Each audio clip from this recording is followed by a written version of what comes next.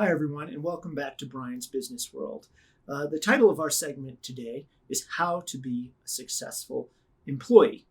Now, in my entrepreneurial ventures, I've managed dozens of employees over the years, and I also have discussed at length with many other entrepreneurs employees. It's a topic of intense interest and it generates a lot of conversation among the entrepreneurs as to the employees. Now, contrary to what many employees think, business owners and managers do want their employees to succeed and perform well, and, if at all possible, be happy and fulfilled individuals at the workplace. So there's all sorts of conversations that happen among entrepreneurs as to what's working, what's not, what would motivate this employee. If someone's a good employee, they've fallen off the rails or wagon recently, how do we sort of get them back on? And really, the discussions, I think employees should know that these discussions are actually very kind-hearted and they are intended to assist the employee in performing better. So with that out of the way, I want to go ahead and just give you some high points today of how you can be a more successful employee. First rule, and again, we could call these the rules of being a successful employee. Rule number one, always do superb work. Now, you might be saying, well, that's obvious, Bryan. My parents taught me that. My second grade teacher taught me that. Always do your best work and always do great work.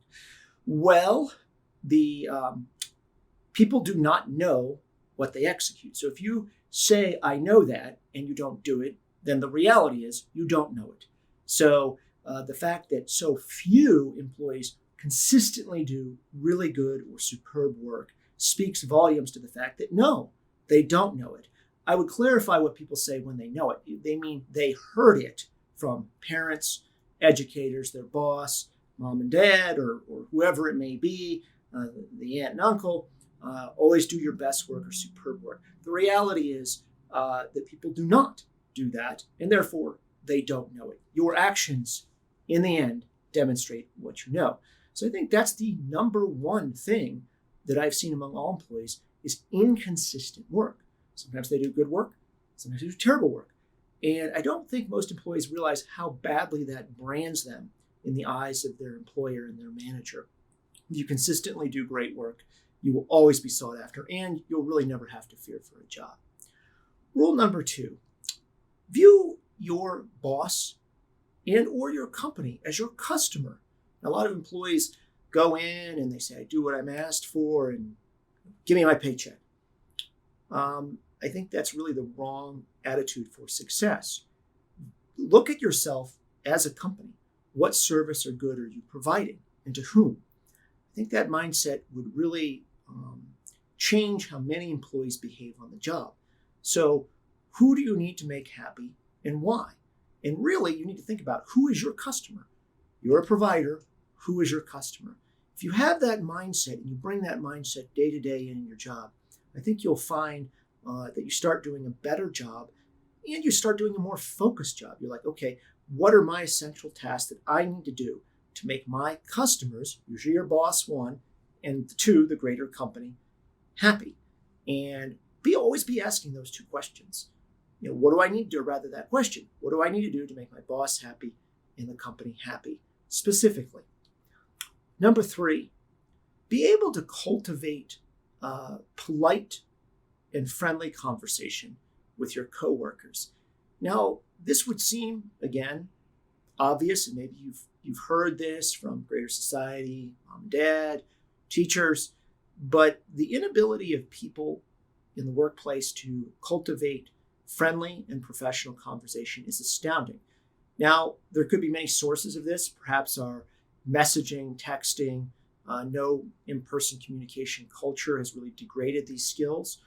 But really being able to talk to everyone in your organization, the front desk person, the janitor, and the CEO, in a friendly but professional fashion, at least from time to time, is sorely missing.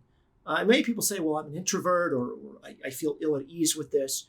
That is really a complete excuse and bunk, quite frankly.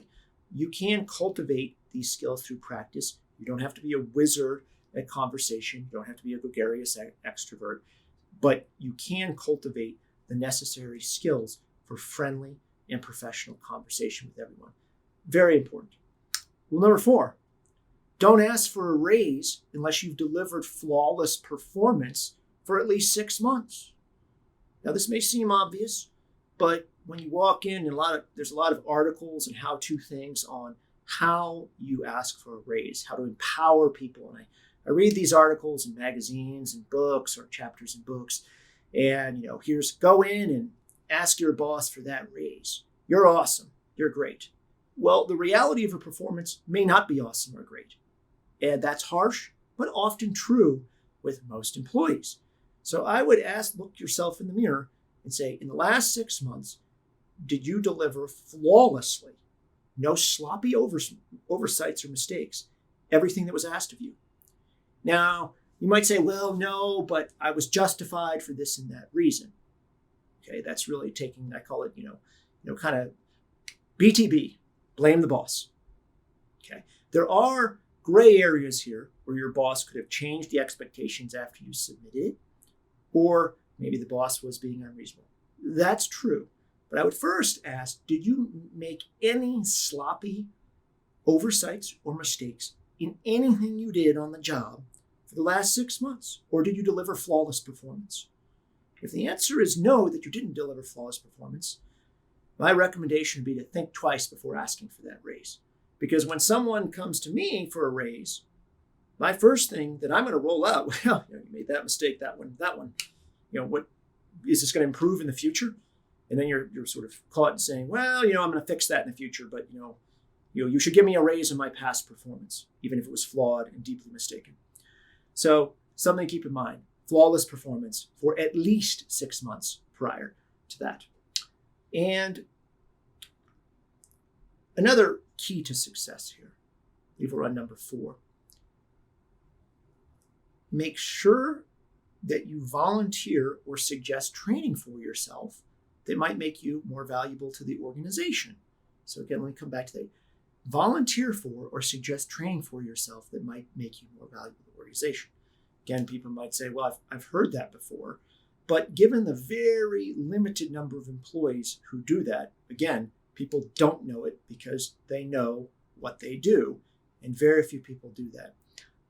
Even if the company doesn't elect to do the training for you or doesn't follow up, the fact that you even make an intelligent suggestion here will raise your standing in the eyes of your boss. Last thing, undertake on your own time and expense training, skill acquisition, and education to make yourself more valuable to the company. And there's this perception running around that I've seen with many employees, and many other business owners have seen this perception as well, that the company is somehow responsible for all of your training, skill acquisition, and education. Let me be very to the point. It's not. It's not responsible for that. You are. So undertake on your own dime and time to get your own education, skill acquisition, improving yourself. And of course, when you do that, make sure you do let the company know, let your boss know. I'm not asking for anything, but you do want to have some self-promotion with that.